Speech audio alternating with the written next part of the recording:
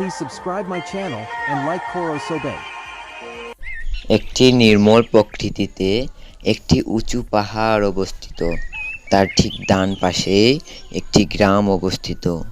সেই গ্রামটির নাম সোনাতুলা। সেই গ্রামে অত্যন্ত গরিব মানুষ বাস করত। পূর্বপুরুষদের মতে সেই গ্রামে গুপ্তধন পাওয়া যায় এবং কেউ গুপ্তধন খুঁজতে যায় না, কারণ সেখানে অসংখ্য নির্জীব প্রাণী বাস করে। বাঘ, সিংহ, এই ভয়ের কারণে কেউ গ্রামের বাইরে যেতে পারে না, সবাই গ্রামের ভেতরে কাজ করে। সেখানে যেতে মানুষের ভয়ের আতঙ্কের শিকার হয়। সেই গ্রামের ভেতরে ছোট্ট একটি পরিবার ছিল, 4 জন তারা বাস করত। শুনছো, দোকান থেকে কিছু জিনিস নিয়ে আসো। দোকানে আগেরই ধার আছে। আচ্ছা, দেখি আমি কিছু করতে পারি কি। এই বলে সে ঘর থেকে বেরিয়ে গেল, দোকানের পথে রওনা দিল। যেতে যেতে রাস্তা পার হলো সুন্দর, এবার দোকানে এসে পৌঁছালো। ওগো শুনছো, আমাকে কিছু বাকি চাল দেবে? বাড়িতে সবাই না খেয়ে আছে। শুধু তামাশা নাকি? আগে ধার শোধ করো, তারপর চাল নিয়ে যেও। এমন না, কি করবো বলতো, আমার কাছে কোনো টাকা নেই আর দোকানদার বাকি দিচ্ছে না, মাথাটাই খারাপ।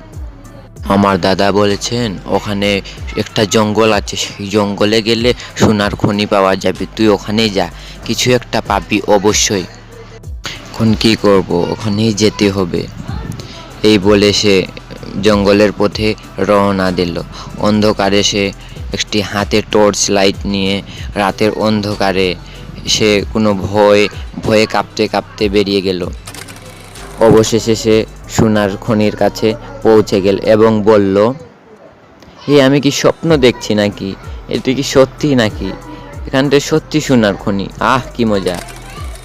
এই কথাটি বলেই সে হাতে একটি ব্যাগে সোনার খনি নিয়ে বাড়ির দিকে রওনা দেয় এবং সে মনের আনন্দ ঠেকাতে পারে না। এবং বাড়িতে গেলে বউয়ের কিছু রাগ করে বললে, তুমি সারা রাত কোথায় ছিলা? এত রাতে আমরা না খেয়ে আজ থেকেছি। ওগো, আজ আর থাকতে হবে না, কারণ আজ থেকে আমাদের সোনার সম্পদ হয়ে গেছে। তাদের এই দেখতে দেখতে গরিবের অবসান ঘটলো এবং নতুন একটি বাড়ি নির্মাণ করলো এবং তারা ধনী হয়ে গেল। বন্ধুরা, তাইলে বাই বাই।